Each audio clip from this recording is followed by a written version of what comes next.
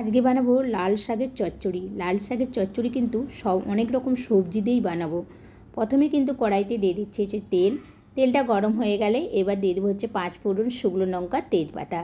এবার দিয়ে দিচ্ছি হচ্ছে আলুটা একটু হালকা নাড়াচাড়া করার পর এবার দিয়ে দেবো হচ্ছে কুমড়োর পরে কিন্তু আমি কিন্তু এক এক করে যেটা সবজি হবে সেই সবজিগুলোই কিন্তু দেবো। এবার হচ্ছে কুমড়োর পর হচ্ছে দিয়ে দেবো হচ্ছে সিম, তারপরে একটু নাড়াচাড়া করার পর এবারে হচ্ছে দিয়ে দেবো হচ্ছে বেগুনটা দেওয়ার পরে এবার একটু হালকা নাড়াচাড়া করে নিচ্ছি। তারপরে লাস্টে কিন্তু দিয়ে দেবো হচ্ছে ঝিঙেটা দেওয়ার পর এবার কালারের মধ্যে দিয়ে দেবো হচ্ছে একটু হলুদ গুঁড়ো আর হচ্ছে স্বাদ মতন একটু নুন দিয়ে দিচ্ছি।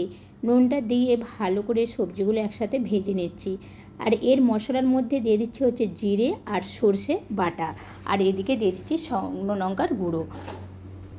ভালো করে কষার পর এবার দিয়ে দেবো হচ্ছে শাকটা দিয়ে ভালো করে একটু কষিয়ে নিচ্ছি।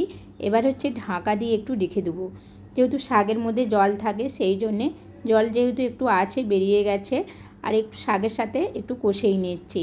কষা কিন্তু হয়ে গেছে, এবার কিন্তু পরিমাণ মতন কিন্তু জলটা কিন্তু দিয়ে দিচ্ছি। যেহেতু আলু তো সিদ্ধই হয়ে গেছে, কুমড়োটাও সিদ্ধ হয়ে গেছে, ওই জন্য জলটার ভাগটা একটু কমই লাগবে, সেটা ঢাকা দিয়ে রেখে দিয়েছিলাম। আর দেখুন এটা খুব সুন্দরভাবে সবই হয়ে গেছে। এবার একটু আলুগুলো কিন্তু গলিয়ে নিচ্ছি, একটু মাখা মাখা হয়ে যাবে।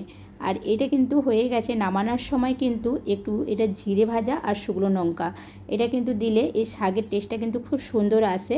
একবার এইভাবে লাল শাক বানিয়ে দেখবেন, খেতে কিন্তু দুর্দান্ত লাগবে। ভিডিওটা ভালো লাগলে একটা লাইক, কমেন্ট করে শেয়ার করে পাশে থাকবেন আর সাবস্ক্রাইব